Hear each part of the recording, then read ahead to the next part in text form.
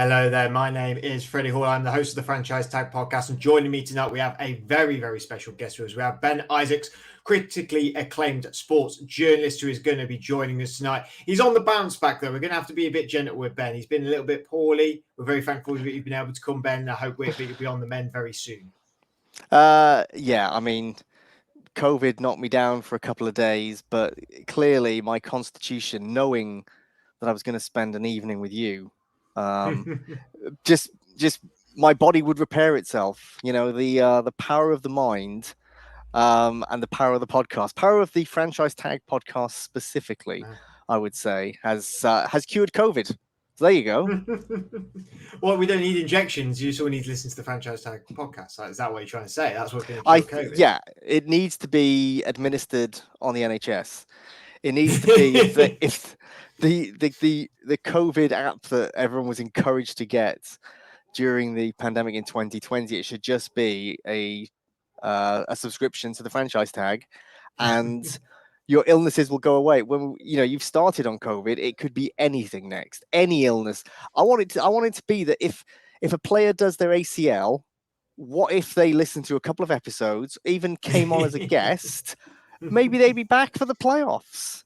We don't know that. We don't know that's not true. We don't know. Especially, and if you've got them in your fantasy team as well, you're going to be even more plugging away for them to come back as well. I mean, we are touching into like Donald Trump conspiracy type theories here, but it's okay. You've got to believe us. You've got to believe us what we're doing. But we're not here to talk about COVID. We're not here to talk about how the Franchise Tag Podcast can change your life. We're here to talk about you, Ben Isaacs. We're here to talk about your book that has just been released, The American Football Revolution, How Britain Fell in Love with the NFL. It's just been released. There we go. There it is for everybody to see. The cover looking absolutely fantastic as well, with your name very much in that top left-hand corner. I mean, how pleased are you with it being released? It's a lot of hard work that's gone into this book, and now it's out there for the public to get. How pleased are you with yourself and the progress it's making? It's so satisfying, and it's been so satisfying to get all the positive feedback on social media. There was a point where someone had tweeted a picture of them holding the book, saying, "Oh, this has just arrived. I can't wait to start reading."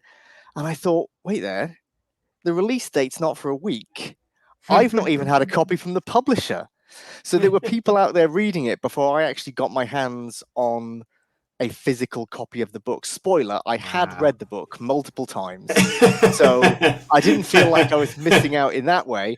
But yeah, people being excited to read it, and people feeling that finally there was a book about fans in the UK, because no one had ever written a book about fans in the UK before. I think fans in the UK had been overlooked by everyone else in the UK, but whether that's the mainstream media. God, I sound like Trump again now. Mainstream media. When I say mainstream media, I mean outside the specialist NFL media in the UK, and I'm talking everyone, not talking just magazines like Gridiron or like TV shows on Sky. I mean podcasts and blogs, all of that. Outside that, no one talked about UK fans, and even within it, I felt that nobody was giving UK fans enough credit, and I started to worry that what if somebody tells the UK fans story and they're not the right person to do it, that they are not doing it for the right reasons or whatever. And I thought, oh Christ, I'd better do it myself then. Otherwise someone might mess it up. As someone would say, it's very noble. Very noble of you, I think. But someone needed to tell story, because you're right. I think in the world where NFL is just growing and growing, we become a little bit of a drop in the ocean with the US sometimes in regards to, they're just for a few games that they get over there. And I think it gets maybe a little bit lost sometimes. Obviously, there are some fantastic US fans that come over here that feel the electricity that the NFL UK fans bring to the games and the atmosphere, and how much of a parade we do really put on here. But not everyone is fortunate enough to be able to come over here. I mean, every NFL team has now visited the UK, but not everyone has the funds or the means to be able to get here, and they are missing out on an experience. So when you sort out that this was coming to your mind, that the NFL UK story needs to be told about the fandom, about the progress here in the UK, what was was it an overwhelming feeling of going, right, okay, I'm going to have to set out a load of time to be able to do this project? Did you sort of put a time period on yourself of when to do it, or was it a bit of has it been a free flowing project for a number of years? I'd had it in my head for probably about 6 months, and I thought I needed to kind of push myself to put a proper proposal together for a publisher, that I couldn't just let it sit there in the back of my mind. And I just felt that there was just something a little bit missing when I thought about the idea that made it as compelling as I wanted it to be. And I just woke up one morning and I thought it needs to have real fan voices in it. And I felt the best way to do that would be, instead of it simply being a chronological history of NFL fandom in the UK, and it is a chronological history, but instead of it just being that, I wanted it to be that each chapter was an individual person's story.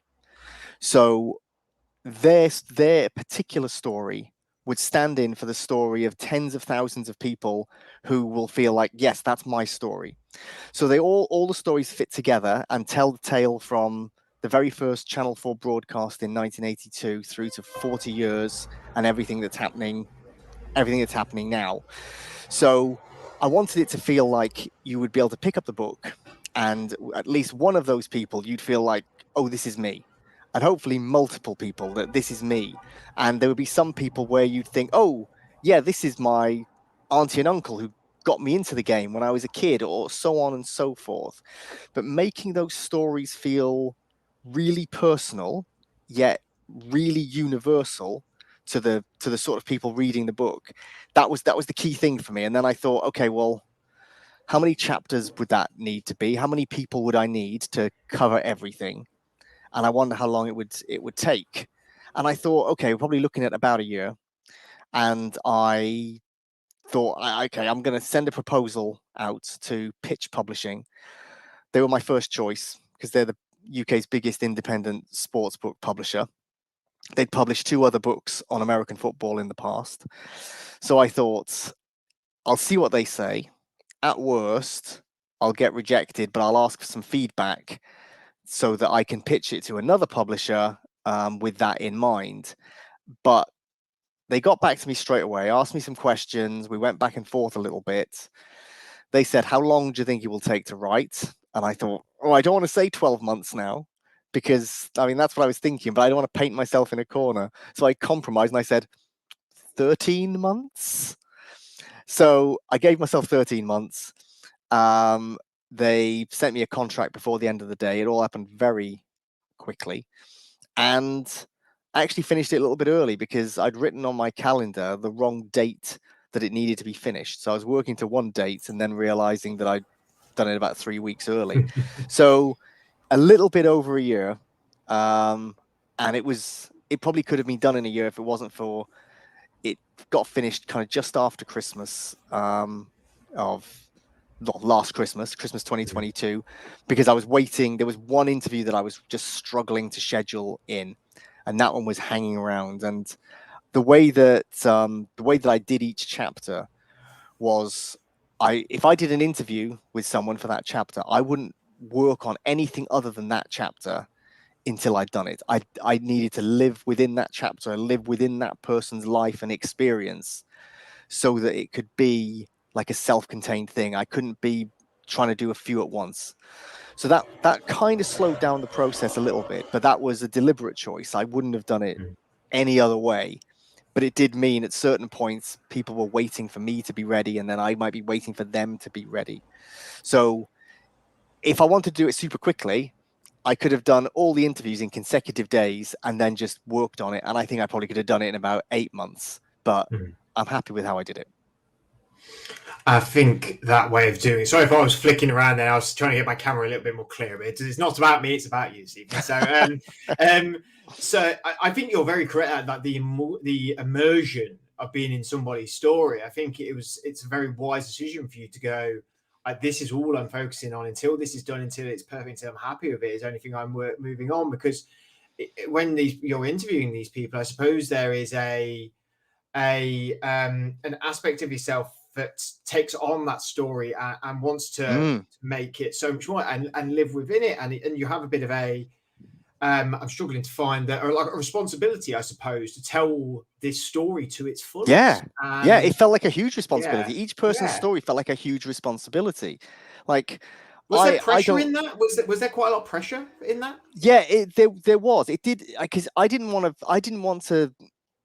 I wanted everyone to feel that when they read their chapter, and I did something that as a journalist I would never normally do. And my wife's a journalist as well, and she was horrified that I did this. Horrified. I let everyone see their chapters after I'd written it. And I said, look, if there's anything you want to change, if there's anything you regret saying, we had some people who were like, I wish I hadn't said that about that person or whatever. And I was like, that's fine. I don't want anyone to open this book, read a chapter about themselves and think, oh, I don't like this. I don't want people to look at me this way. I don't want my mum to read this chapter or anything like that. I wanted everyone to feel, wow, that I'm really proud that that chapter's about me. So I let people give me feedback on things. There were certain things I pushed back on and said, no, I need to keep that. But if somebody felt that they had represented themselves in a particular way that they were not happy about, I was prepared to work with them on that, because sometimes you're having a conversation and sometimes, certain conversations got quite, deep and emotional, and you might say something at that point, and when you read it back in black and white, you might think, I don't know about that. So I felt I had a responsibility to each person to represent them in the way they should be represented, and even bigger responsibility for the UK fan community out there to feel that this book represents them. So I had to really make sure that when I was writing a chapter about one person, I made that as universal as possible. And there are certain people in the community who I've reached out to recently because I wanted specific feedback from those people, and I can't mention them, not only because they would blush, but also I don't want people to look at them as being like, oh, look, those people are special fans. It's not so much they're special fans. There are certain people who are just fantastic NFL fans, and that they are really quite picky about how the fans are represented, and that they have been outspoken a little bit in the past on social media about some of those things. So I have reached out to them and said, look, I really would love to know what you think of the book, whether you feel that this is I've done right by the community, because I know that if someone like you feels that it's been done right, then it's probably been done right. And thankfully they've been very happy with it. But it was all a big responsibility, because I don't know if there'll ever be another book written about the UK fan community. And at least this way, speaking as a fan myself, at least this way, we get a book on our shelves that is about us. Because the book is not about me. I deliberately do not tell my story, my fandom. It's not a book about me. It's a book about everybody. I see myself in that book. And we have a book on our shelves now that is about us. Not just about the sport we love, not about our favorite team, our favorite players. It's about us. And that's never happened in this country before when it comes to the NFL. So that was the biggest responsibility. And certainly inspiring as well for other people out there who maybe feel that they have a story to tell as well within NFL. And I mean, like yourself now, Andrew Gamble as well, whose book there isn't about from the fan perspective, it's more of NFL UK history. It's definitely inspiring for NFL UK fans and people within the game to be able to do creative things like this. I mean, at first I thought you were going to say I've got some opinions. I thought you were going to go like I've got Tom Brady, Kurt Warner. I mean, sent it to Brett Favre. They all came back and they thought it was swell. They said, "Go ahead, you go, kid." But I can imagine that this was not that. No, as much as I would love it if they liked it, it would only be meaningful because somebody like that liking it and talking about it would widen the reach, and more people would understand the NFL fan community in the UK. I would much rather, and this might sound like nonsense, but to me it's absolutely true. I would much rather have somebody come up to me outside Wembley or Tottenham ahead of one of the international series games and say, "Oh, I'm so glad you wrote that book. You told our story." I'd much rather that than Tom Brady say, "Oh, I thought your book was fantastic," because that's okay, that compliment is, I think you wrote an entertaining book. That's all that means. Was the other one, and I have had people say basically those words to me. Yeah. Saying that is so much more fulfilling, because that's genuine thanks for you did this for us. And I hope this is just a starting point, because, you know, the book is quite a general history. It goes off in lots of different areas, but it's quite general. And, you know, I've kind of hopefully opened up some lanes now that someone could be like, okay, well, I've got a particular niche of NFL fandom that I would like to devote a whole book to, that is my speciality.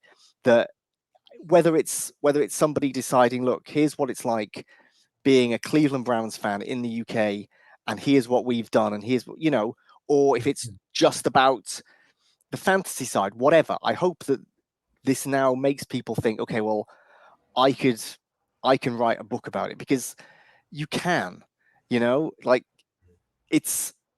there are lots of things that we can just kind of do for ourselves, and writing a book is something we can't simply do for ourselves. If you want to get it properly published and actually in stores, it's trickier. But, you know, I got my contract in a day. That's not to say that everyone is desperate to publish NFL books in the UK right now, but I hope that shows you that it's doable. That, you know, I doubt this is my last, so hopefully other people will pick up the baton and go in their specific directions, ones that are particularly meaningful to them. I hope that we can look back in 10 years' time and say, oh yeah, these are the books that came out because of this book. That would be amazing. Without revealing too much about what's in the book, because I want people to obviously go and buy it. I don't want you to reveal everything on this show about what happens in the book. We know the basis and the synopsis of it. Is there any particular people that we would, as NFL UK fans, would know whose story is in there? Is there is it from people all around the UK? Is it people within the media and out of the media as well? I know that it is more fan based, but obviously there are fans in the media as well. And obviously being that's the industry you're in. I don't mean to say if it's all media people in this book at all, because it wouldn't be called NFL fans. It'd be called NFL Media American Revolution rather than that, wouldn't it? So is there any I did see a brief little thing about the guys over at Natural Vintage League, who I think are fantastic dudes over there who have been really part. I wholly think that they have been part of the grassroots level of it growing up and up and up in the NFL UK and making it more globally recognised how serious we are about it. Yeah, Chris Milner from NVL is one of the people interviewed. He's and great, man.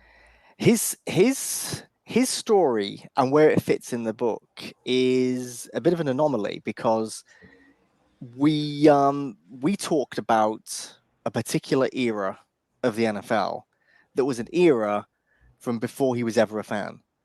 So he moved to DC, and his first year over there was RG3's first season with Washington. So he fell in love with the team and fell in love with the game. But when he came back and got involved with NVL, and already having a passion for vintage clothing and sustainability, that the 80s and 90s was such a special time for those of us who were fans then, and he wasn't. But the aesthetics of it and the importance of the fashion and clothing at that point is something that he's obviously an expert on. So his chapter is about most people's chapter of, it goes into when they became a fan and what that era means to all of us. But for him, it's a different era that is the most special to him. So his perspective is a little bit different, because it's not an era that he lived through. It's an era he's kind of lived through retroactively, so to speak. So yeah, people will know him. Nat Coombs is in the book. Liz Bandari, the NFL Girl UK. I think everyone's going to know her a lot better as that. Spoke to her again the other day. Claire the Bear, one of the UK's most prominent super fans. Yeah, and the thing is that, so Crusader Raider, who is, I would say, the most prominent super fan in the UK, and I say that because he's the only one in the US Fan Hall of Fame, which is quite an achievement. And he is one of the most amazing people that I've ever spoken to. The kind of the work that he does for charity, and the way that, like, he had the chance to light the Al Davis flame at an international series game in London. Like, that's an honor they give to like Raiders Hall of Famers and things like that. He had the chance to do that, and he turned it down because it would clash with arrangements that he was making, helping Raiders fans in London get to do certain things on that weekend. So he had to, like, he said that his daughter was like, "You've made the wrong decision," and he was like, "Maybe, but I've made a commitment to these fans, and I've got to do it." Like, the fact that he turned it down just proves why he should be doing it. So you've got people like that who I think will be reasonably well known. Some people who maybe not. A particular chapter that really kind of hit home with me was one of the early ones with Dan Turl, who is on Twitter, and he's got a couple of Twitter accounts, one of which is devoted to just memorabilia from the UK's early days of its love with the NFL. And that's kind of the merchandise and magazines and that sort of stuff. And it was special talking to him because it was such a trip down memory lane, talking about those things, because that was the era that I got into it, talking about the things that you could buy, what the magazines were like, and all that sort of stuff. And he's someone who, while I was working on the book, I kept having to go back to him and say, right, I think that this was a thing in the 80s or 90s. Can you confirm this? Can you dig it out of a magazine or whatever?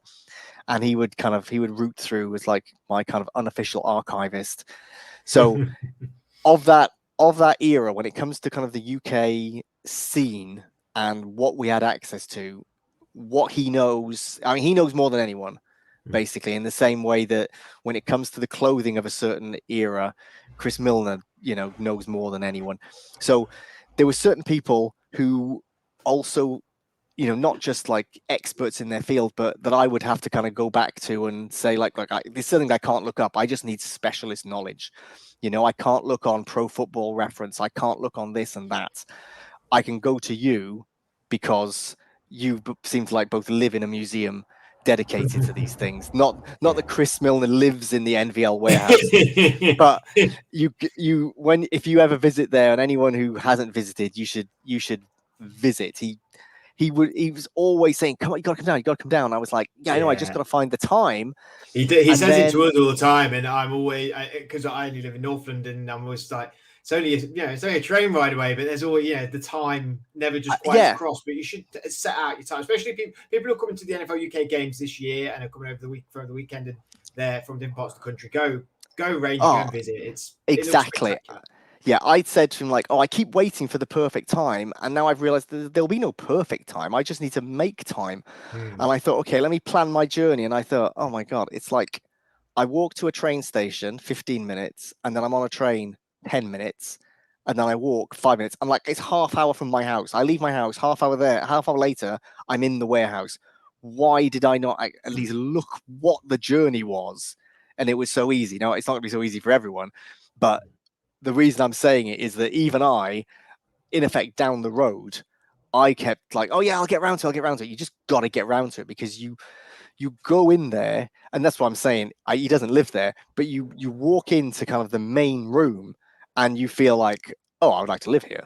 Like, there are these sofas, and I want to just be there. And there's this, there's a TV there, and there's this, and like there's a Nintendo 64, and there's just all this memorabilia and just all this stuff to browse through.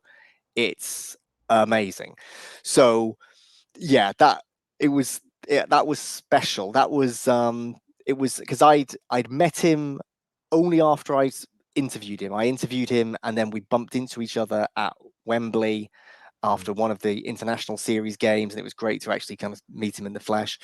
And yeah, then I eventually, in the last couple of months, went to the warehouse, and then I was in Dublin with him a couple of weeks ago for the college football game at the Aviva.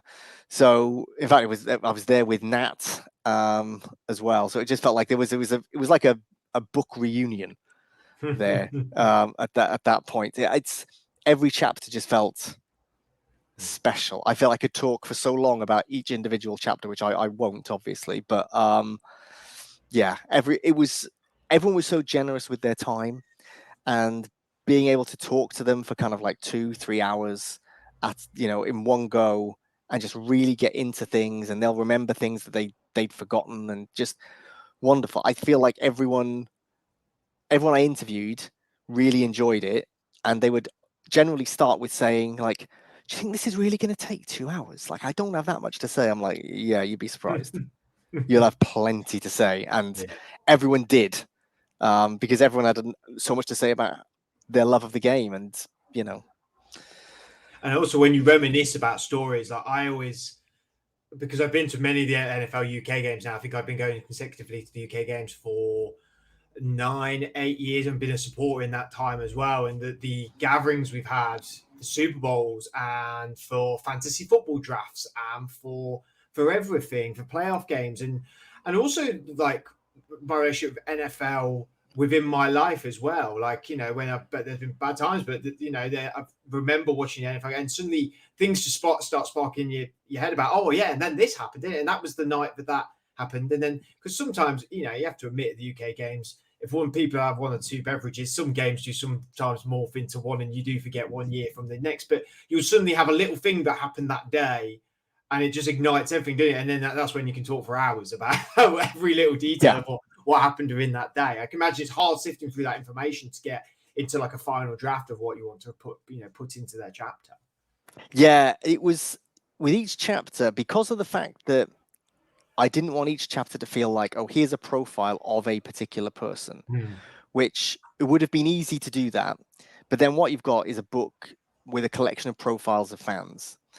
I had to make it, I'd be quite careful to be able to weave the narrative through, so that you felt that each chapter flowed into the next chapter, and that they moved forward. It wasn't just a person's story ends, and then you're abruptly at the start of another person's story. That was tricky. If I was just writing fan profiles, and I think those would have been entertaining as well, I'd have had to do it in a different way, because I'd feel that, right, okay, these could be read in absolutely any order. They don't have to, go together. It's just interesting stories. But always thinking about, okay, well, what's coming next? When I was doing the chapter with Dan Turl about the merchandise, I had to think, okay, well, in a few chapters' time, we're going to have Chris Milner talking about National Vintage League, and the clothes are now very different. The clothes are made by different people, and they have a very different image. And when I was doing the chapter on the London Monarchs, I knew that, okay, well, very soon we're going to get to a chapter about the Scottish Claymores. So that, when it came to kind of making sure that I got everyone's information, I had to make sure I asked them the right questions. We talked about the right things. We went off on tangents. But then to make sure that I were able to take giant chunk of text transcribed by AI and then tidied up by me, many thousands of words, obviously from 2-3 hour conversations, and to form that into a narrative that actually moved forward, that was indeed a challenge. And I want to circle back just to something you said just a moment ago, a little bit about 3 questions ago. You sort of touched on it, but we're moving on to what we're saying. But is there anything else, creative juices wise, that you're thinking about writing next? Is there anything in the pipeline that you're thinking? Obviously, you want to have a little bit of. I know you're a busy man, Ben. Like, you want to give yourself a little bit of a break and see your wife and do normal things like every day. Go for a beer, not think about having to write. Or is there something that you've got a little bit of a plan of or an idea of? Well, I sent my first draft of the book in January, February, whatever it was. I think it was just after the Super Bowl, actually, February. So I've been doing other things, but I've not been working on a book since February, which is to me, that was a long time ago. Yeah. I've gone through revisions, and I've had to deal with kind of the marketing stuff and all of this. So it's not like, I've been very busy with the book months and months after I finished writing the book. But my wife had said, like, just don't write another book yet. just wait, just wait. And I've got one or two ideas that I'm kind of fleshing out in my head. She's not happy. She doesn't want me to write another book just yet. As we record this right now, I have a meeting with someone tomorrow lunchtime that is either going to be confirmation of a dream opportunity, or I'm going to have my heart broken. There are only two outcomes. I'm either going to be absolutely elated, or I'm going to be pretty devastated. That's a world exclusive. Yeah. So then again, this will be going out a few days later, so we'll message you about that. I mean, say whether it was good or bad. You know, it might. I mean, I because of the way that this has dragged on for about 6 months, I'm expecting tomorrow to be confirmation that it isn't happening. I'm setting myself up for that. If it does happen, then that's going to take up time and energy that I would spend on the book. If it doesn't happen, then to me, that's the universe telling me, okay, right, pick a lane with these ideas you've got right now, flesh one out, and see if anyone wants to publish it. And you know, that may depend on how sales are going for this one, which also may decide if anyone else gets to publish a book about NFL fans in the future. So fingers crossed it does okay. So yeah, I'm kicking around a few things. As well as the book, I've got a particular new thing that I'm working on with Nat. And there's again, sort of world exclusive here, but it's very early stages. We don't know whether this will actually be able to work, but there's a project that Nat and I and Chris Milner are hoping to work on. I can't say anything more about that other than the fact that I love for it to happen, but getting a point where the three of us can work on this at the same time, I don't know, but I think it would be incredibly popular and would be just timeless, and people would love it. We shall see. So yeah, it never really stops. But yeah, I think in the next couple of days, probably by the time people are listening to this, I will know if I am, at the very least, gonna figure out a proposal for another book. We're very close. It's very exciting rest of the week for you. Sounds very exciting. Yeah, or terrifying. No, never see it as terrifying. See it as exciting. I've started a new job next week as well, so I'm like in that terrified modem at the minute where I'm like, should be excited but terrified, but excited. So it's a massive whirlwind of emotions, and I do wish you all the best of luck with all of that. We're not going anywhere just yet, but I do want to say where can we get the book from? And thank you for talking us through the book, and where is it available for us to be able to go and purchase it, and also your handle, I suppose, as well. It'll be in there. So you can get the book on Amazon UK, WH Smith, Waterstones, bookshop.org. You can go to Pitch Publishing. You'll find it there. You'll also find some other links to buy it. I would say no matter where you buy it, if you're going to leave a review, and please do leave a review, if you're going to leave a review, do it on Amazon, because I'm reliably told by the publishers that in terms of visibility for any book, especially if it's on a niche topic like American football, within the UK Amazon store, it's the best thing for visibility. So if people are searching for anything related to American football and this has got enough positive reviews, it will start saying, maybe you should take a look at this. And I know that I'm not going to make a pile of money off this book. I don't need to make a pile of money from this book. There are other things that I can do that are much easier and much more lucrative than the time I spent on this book. But I wrote it because it needed to be written. So when I'm saying to people, please buy the book and please review the book, it's much less about the money I'm going to get, which is going to be negligible, and much more about the exposure and limelight that we're going to get as fans. If you want to find me personally, you can find me on Twitter, because I'm not calling it X. You'll find me on Twitter at Tweets from Ben.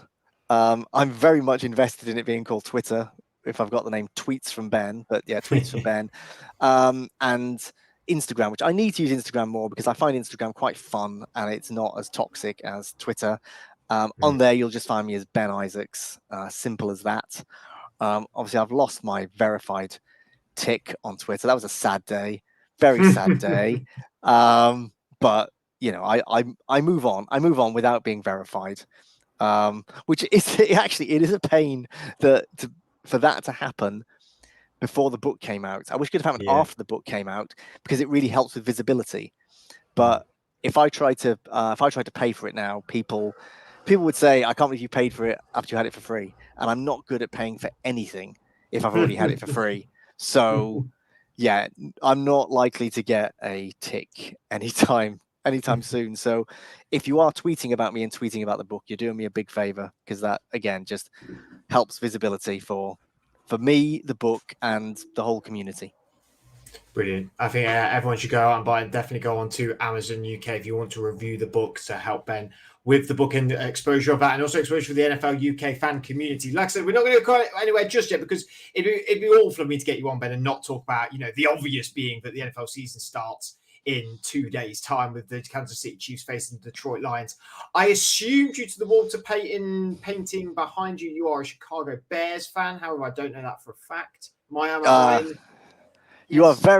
very much correct there. Yes. I'm in the ballpark. That's good. I thought that's sort of obvious. My Palomalu jersey's obvious. You know, we're all friends here as Chicago Bears and Pittsburgh Steelers fans. You are kicking off your season against divisional rivals Green Bay Packers. How are you feeling? I mean, a lot of people are looking at your team. I mean, the guys here at the Franchise Tag Podcast, I mean, one guy in particular, Andrew, who does the fantasy show and the betting show, he's a little bit in love with Justin Fields. So there's going to be a lot of eyes on your team this year. How are you feeling about this season coming up?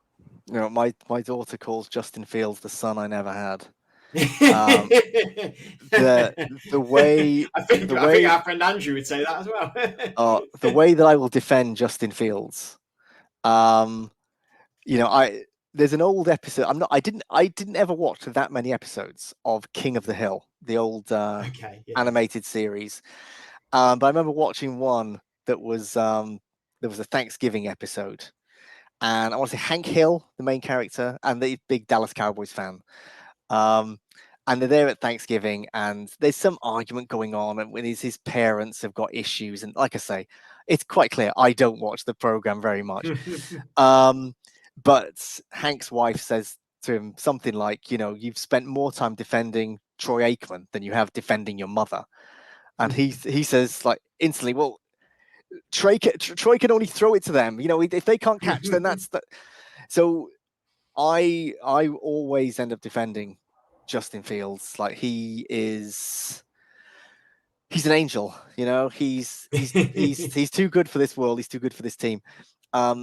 He's such an exciting talent, and he was someone who I did a lot of draft build up on shows ahead of that draft because it was such a quarterback heavy draft, so there was just extra interest, and I'd been tracking it all for so long, and I'd been tracking the careers of Trevor Lawrence and Justin Fields pretty much since they came out of high school. And anyone who's ever watched that TV show QB1, which is fantastic, I don't know where you can watch it now. It used to be on Netflix. It's long gone.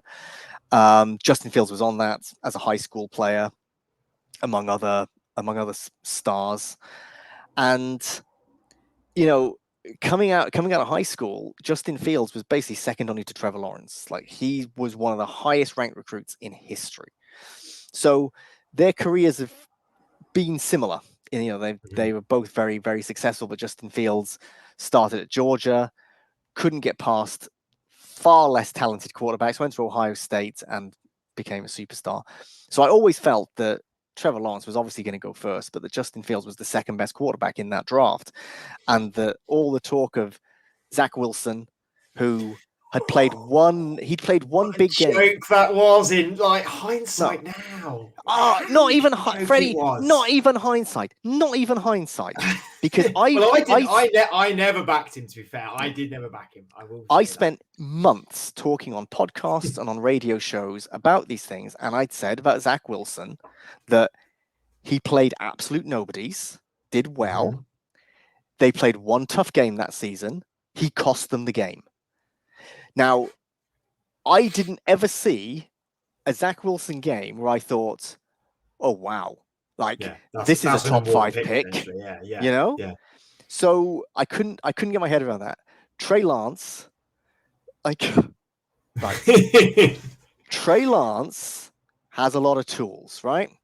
but so does B&Q, and I don't know how to use most of them. So no, I couldn't believe the confidence that people had in Trey Lance. Now, that's not to say I felt, oh, this guy is never going to make it in the NFL. But it's like, you know when kids buy those like blind bag toys and you don't know what's inside. It's often like a box. You don't know what's inside. If you've got a child who takes off the shelf and they're like, oh, it's going to be the rare one. That rare one, I've seen it on YouTube and it's going to be worth 500 quid and it's this one. I mean, it might be. Chances are it's not. And what are you basing it on? What are you basing it on? You've literally never seen what's inside. There were people going on about Trey Lance who had literally never seen him play, had read some stuff. And if you had seen him play, then you only saw him play at FCS level, and he's played about 10 games. He came into the league basically as a child, a very talented child with potentially a very high ceiling, but a very low floor.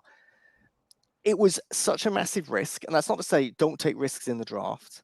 And the 49ers will have spent a lot of time. They will have watched every snap and they will have spent a lot of time with him. I don't think they were basing it on just a couple of opinion pieces. I'm talking about fans who were like, he's going to be amazing. Based on what?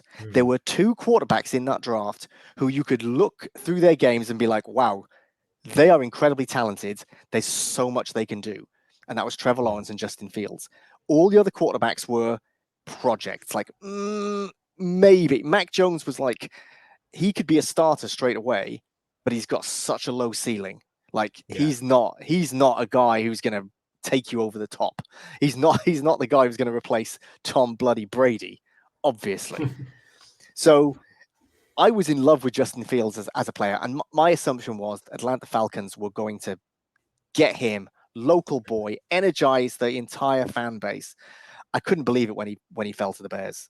I was just stunned. I was stunned. Didn't even fall to the Bears. The Bears saw him and they went up and traded the Giants and took him, which is even better in my book. Yeah, but he went as number 10. And as far as I'm concerned, he was the second best player in the draft. Like, unreal. So the Bears have got to be able to put a team around him. They've got to protect him and they've got to give him weapons. I think they've now given him weapons. The addition of DJ Moore is absolutely huge. Big DJ Moore fan. I mean, maybe the most underrated wide receiver one in the league. I always argue in my brain about him and Terry McLaurin. I was thinking him and Terry McLaurin are the ones that I think get overlooked the most. And I'd edge DJ. Yeah. Pick me on a Sunday, it could be DJ Moore. Pick me on a Saturday, it could be McLaurin. It's a 50-50 toss. I'm hoping after this week it's going to be very much DJ Moore, but I think that's a very fair shout as well. I mean, the Panthers, like, just to say a word about the Panthers, because the Bears' medium-term future may be linked to the Panthers. If the Panthers have a disastrous season, the Bears might have the number one pick again. You know, they've got two picks in the first round next year. My gut feeling is the Bears won't make the playoffs this year. I think the Panthers are going to struggle. So the Bears might have 2 picks in the top 15, which is great collateral. The fact that they're going to have to start a rookie and they traded away his best weapon, I think is irresponsible. I obviously know the Panthers would like, we've got to do something to get this number one pick. We need to do this to turn the franchise around. But they've got to look at a situation like the Bears and be like, oh, okay. So what happens when you get a talented young quarterback and you can't protect him and he's got no one to throw to? What happens? The kid almost gets killed and it can destroy his confidence. So I hope for his sake it doesn't happen like that, but I think the Panthers are going to have a long season. The Bears, I feel like they're a 7-8 win team, and a lot of Bears fans I know are like, oh, why are you being so negative? And I'm like, I don't think that's negative. You know, I feel like that's a step. Yeah. And that's a level-headed Bears fan there. That's a level-headed fan. I'd say. I feel that I will have, if they can do that, I will be expecting 10, 11, maybe 12 wins the season after, with a whole load of extra draft picks and fixing the defensive line, which is woeful. Like, if you can't pressure the quarterback, then Justin Fields is going to have to do so much. So that's where my issues are with the Bears this year. I think on paper, I think they should beat the Packers because I think they've got a better quarterback. I think they've got a better offense than the Packers, but the Packers defense is a hell of a lot better than the Bears defense. So it will set a tone for the season. If the Bears lose and Jordan Love looks good, and right, Jordan Love, quarterbacks drafted. This triggers me. I'm not the first person to say this, but obviously you draft a quarterback in the first round if you want to get rid of your current starting quarterback. If you want to start the succession, you don't do it thinking, right, this person's taking over in 3 or 4 years' time. The NFL does not work that way in the 2020s. God damn it. Like in the 1980s, you might have drafted someone, then you're like, oh, they're going to sit behind our experienced starter for 3 years and learn on the job. Yeah, maybe, granddad. That doesn't happen now. If you draft someone in the first round, you are thinking, right, they're going to sit for a year. You got to play them. Yeah. The first round picks are too expensive. They're too expensive these days. Exactly. And you've decided you're using your capital on that, not a weapon for your quarterback, who is one of the greatest of all time, or at least one of the greatest regular season quarterbacks of all time. So it's like they were trying to push Aaron Rodgers out the door. And then, unlike with when they drafted Rodgers, they were then really trying to push Favre out the door because they got Rodgers into camp and were like, oh my God, he's the second coming. He's going to be better than Favre. He's Favre without the terrible decision making. So or that big contract as well. They wanted Favre gone. Yeah. They got Jordan Love in, and they didn't really want Rodgers gone. And to me, that always suggested they maybe regret's a strong word, but that Jordan Love did not progress as quickly as they expected because, like you say, you do not use all that for someone to just wait. Yeah. They've got to play. You have to play something. You don't buy into a first round pick and then not play them. You don't think, no, don't worry. We'll play them when they're on their second contract. No one ever thinks that. So who's saying that, like, if Rodgers had gone that summer, Love goes in straight away. Love maybe doesn't perform straight away, but he builds and maybe pops. Is that better than what he's done where he sat and wait has been definitely the elephant in the room the whole time, which can be added pressure on a young man as it is, knowing that you've got a guy stood there who's going like, you should not be here at all. And then to right now we're going to get rid of him after all these years. And now it's your time to perform. Like, what scenario is better there for him? And is he going to be able to perform? Would you be able to perform on with that scenario, or is he going to be able to perform on this scenario? We just don't know. It's just so many variables. The way that Rodgers runs a locker room, that he has to be the guy, and that's fine. But we've already seen players come out of that locker room and say, Aaron Rodgers is not universally liked, not simply because of setting very high standards for all around him, which is a good thing, but because he will freeze people out. You drop that pass, I'm not even talking to you, like super passive aggressive. It's like you don't exist. And there's always been this talk of the relationship between him and Jordan Love, that he was resentful of Jordan Love for obvious reasons. Didn't blame Jordan Love, but how can you not be resentful in that situation? Unlike now, he's in New York with Zach Wilson. He's taken Zach Wilson's job. He does not see Zach Wilson as any sort of threat whatsoever. Not because Zach Wilson will never be a starting quarterback, but because he's been brought in to take his job. So you're not threatened at all by that. And I think Zach Wilson's going to get so much out of Aaron Rodgers, because you can learn so much from Aaron Rodgers if Aaron Rodgers is willing to be chill with you. And I think that's what's coming across with Zach Wilson. He hasn't got any resentment towards Zach Wilson. Zach Wilson, this could be the making of him. Like, he could sit there behind Aaron Rodgers and improve. I know Hard Knocks is obviously it's filtered. We do not see everything, but it certainly comes across that way on Hard Knocks. I'm not saying that is an image that they are wanting to put out into the world. I do understand that. Yeah. But it does feel that way. It does feel like there is a relationship. They haven't been forthcoming in previous series of it to show you when the stuff hits the fan and when things aren't going well. No, exactly. They would love that. And the thing is that Aaron Rodgers, he wanted to go to the Jets. It worked out for him. He was happy to be there. I think he's a lot happier. I think he feels like he is being supported, maybe coddled, but he feels that he's being supported. And Zach Wilson, like this, where I was saying about, this isn't the 80s. You can't just sit behind a starter for years and years. Zach Wilson may end up with a really weird career trajectory if it's not weird already. Starting, then sit behind a Hall of Famer, and then obviously they've got a decision to make on him. Now, I felt he didn't show enough in college to show that he should be a quarterback taken in the top half of that draft, let alone taken above the likes of Justin Fields.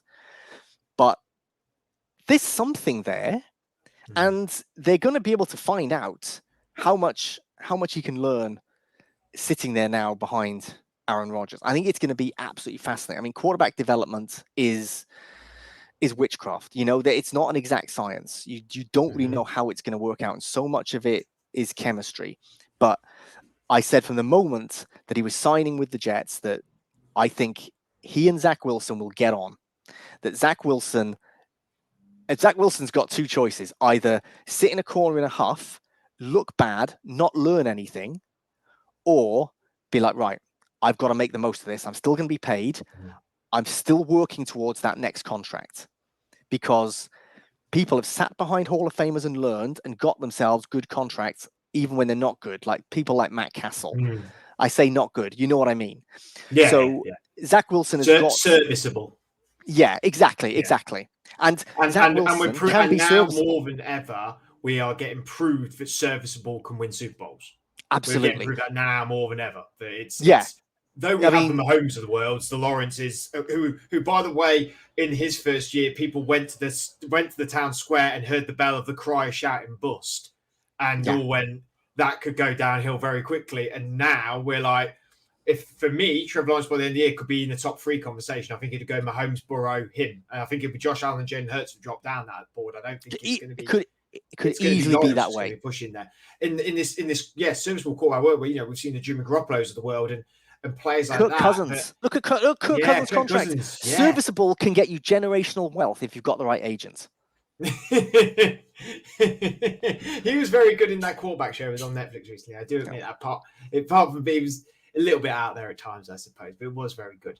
That was a hell of a ramble. You asked me about the Bears, and I just rambled about. I know. We didn't really talk about the Bears at all. They're going to win 8 games. That's what you said. 7 games. Yeah, ish. Yeah. Ish. Yeah. That's a hopeful year. That's okay. That's fine. I know it's incredibly early on. It's a very cliche question to ask, but Super Bowl, who you thinking, who you liking? I know it's cliche, and I know it. I always say this every year, and it's the same with fantasy footballers. It's the same with everything in NFL. It's like, well, it's the Chiefs. It's going to be the Chiefs. Like Mahomes breaks something. Touch wood. I've never want any NFL player to ever get injured. Obviously, he hurt something in week 1. Isn't the same for the whole season. That puts the Chiefs out of the Super Bowl. But in the everyone stays healthy world, which we all want to happen, obviously, who are you thinking? So I was talking to Nat about this recently, and I wasn't saying it just as like a super hot take. I just felt like there are really good teams in the AFC, and just at some point you could get it where the Chiefs get an unlucky bounce a couple of times and they miss out on not the playoffs, but miss out on home field advantage, and so on and so forth. And I just fancy that things will finally come together for the Bills, even though perhaps the Bills this season aren't as good as they've been in the last couple of years. I just got a lot of faith in Josh Allen, and I feel like they're due. And there's no science behind that because the Chiefs are better, and the Chiefs have done it, and they know how to do it. And you can certainly make a case that the Bengals are better than the Bills. But those 3 teams, I think, are absolutely fantastic in the AFC. And although I've heard plenty of other people say other teams outside that top 3, for me, it's one of those 3 unless there's a particular catastrophic injury. So I've gone with the Bills for the AFC. And the NFC, I mean, oh my God. Like the NFC, I'm not a big rugby sevens guy, Freddie. I don't know if you are. No, I can't say it. I played it once, got hurt very quickly, and never played nor did it again. Well, you know how in these big rugby sevens tournaments, they'll have some groups and like the winners then go through and it's like a normal kind of tournament. But the other teams, they get to keep playing and it's like, right, okay, well, you finish third in the group, you play for the shield. If you finish fourth, you play for the plate or whatever. I feel the NFC is like the plate. Right. I feel like the AFC, they're playing for the trophy and the NFC is like the plate. Now, not because there's no good teams, but there's just no depth. Now, I feel there are, to me, 3 teams in the NFC. 2 are obvious: Philadelphia and San Francisco. I think those are the obvious 2. I feel I want to put Dallas in that group. Maybe I'm putting Dallas and Buffalo in this because I'm like stuck in the 90s. And those they were the 2 best teams of the 1990s, and I'm just living there. Maybe something's got to be going on because I don't think anyone else has got much faith in the Cowboys. But I look through those divisions. Someone's got to win the South. I think it's going to be Atlanta, but they're not a threat. In the North, I mean, the Lions are improving. They could win that division. The Vikings should still win it, but the Vikings their record really flattered them last year. I think we all know that. Neither the Bears or Packers look good enough to win that division, but might be in a year or 2 when their quarterbacks are more experienced, they might be the top 2. So oh man, it is so hard. It is so hard to call it. So hard to call it. But for me, it's hard to convince myself that there's like a real challenge in the NFC to the Eagles. Yeah. Other than the 49ers.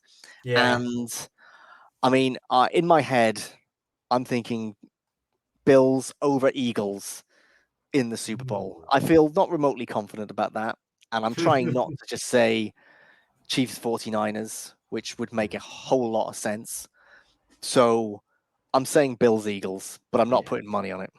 I would probably go, Bengals 49ers, just to go like against the grain, but like it's like getting the second cheapest wine on the menu, Yeah. You don't want to go the super obvious. It's not the main event, but like we still enjoy it. We still get pretty amped up about it. My problem is I've stamped my ticket for like 3 years, 2 years now with the Buffalo Bills, and I've gone like all the way, ride or die, and then I've gone, oh, it's just.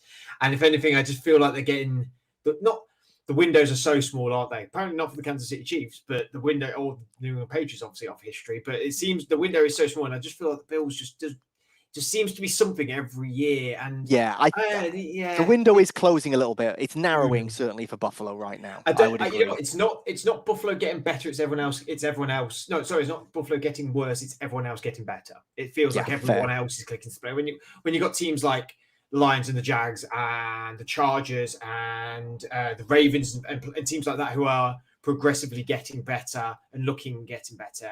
It just snapping at the heels. And that's why I think it's mean about the AFC. NFC sort of the difference is there is the AFC, it feels like there's always a team snapping at your heels. There's always a fight. There's always, it could be them. It could be them.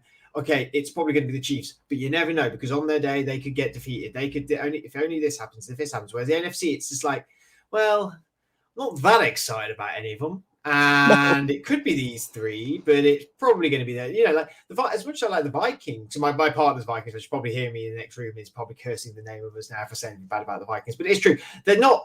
Though Justin Jefferson's fantastic, they're not that interesting to watch. Like they're not that. No. They're not. They've been in some very exciting games, but I always say for you, any team can win it. It's you've got to win the games that are fine margins. They need to go on your favor. And if you get a run of them, like the Vikings did last year, then you're going to be able to get to a Super Bowl because that was the difference for them. And it was the same for the Lions last year. Lions had so many close games, but it was just on the wrong side of it. Now they turned them into wins this year. They've gone a real big run. And I think any team, that's what makes it so exciting, isn't it? It's that anyone can really do it. They just need to get a run and get a good schedule and everything like that. And the stats show that if you do have a run where you win a lot of close games, and the Vikings won an historic amount of close games last year, by far the most in NFL history. They went something like 9-0 in games decided by one score. No one has ever come close to that. Now, the problem is that usually if you have 9 games that are one score, it's generally you finish 5-4, 4-5 in those games. And teams that have gone very much one way, good or bad, it tends to spring back the next season. Now, obviously, this isn't set in stone. It isn't that, oh, we won close games. That means we will now lose close games. Mhm. But usually there's an element of luck. And there were a lot of games where they had that element of luck.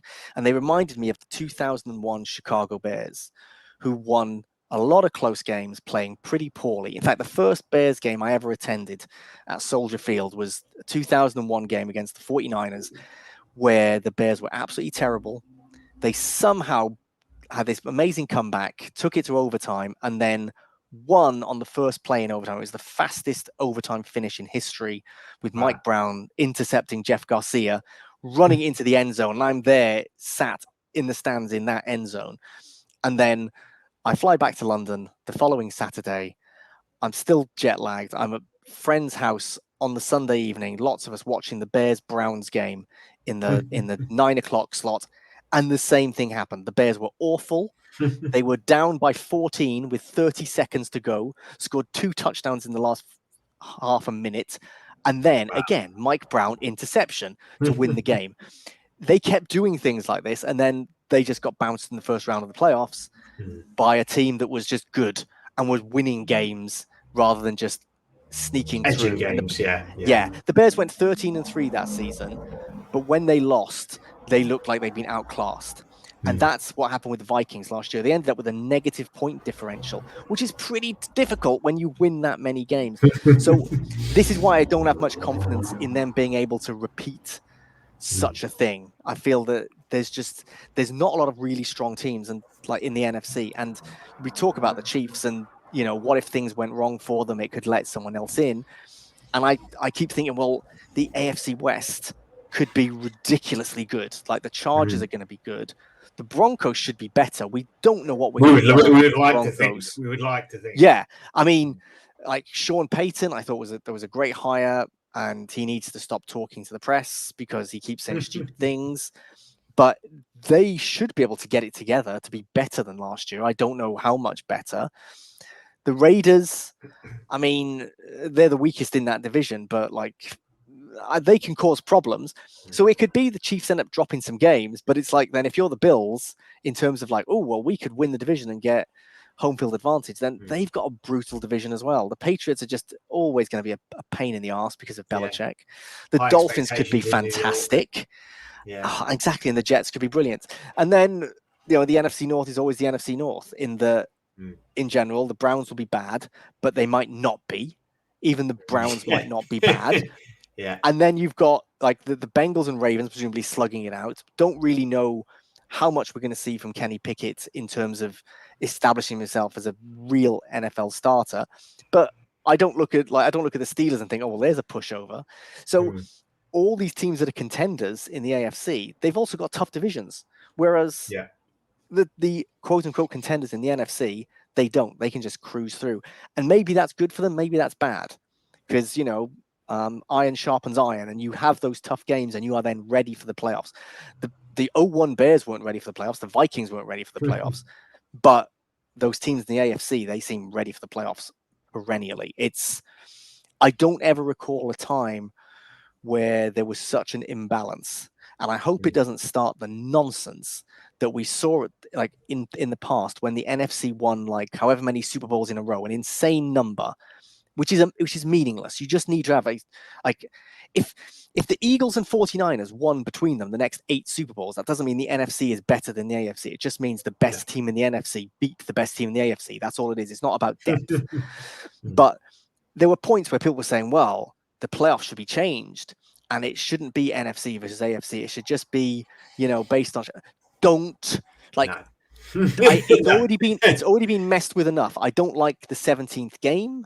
I'm not a fan of that. I'm not a fan of the expanded playoff. I think it was perfect before, playing 16 games and having the correct number of teams in the playoffs rather than adding another weak wild card team. My God, if they try to mess with it, again, which I don't think they would, if they did try to mess with it again and to throw out NFC, AFC, I'd lose my rag, Freddie. I swear to God, I would just, man, even just thinking about it is angering up the blood. You need to say something to calm me down now. Well, I was going to say to calm me down is thank you for coming on. That won't happen. We don't want to make Ben's blood boil any more than it already apparently is. Just at this hour as well, he's going to go to bed in a minute. He's going to be all riled up. Bless him. We're nice and calm and soothe out the ending of the episode.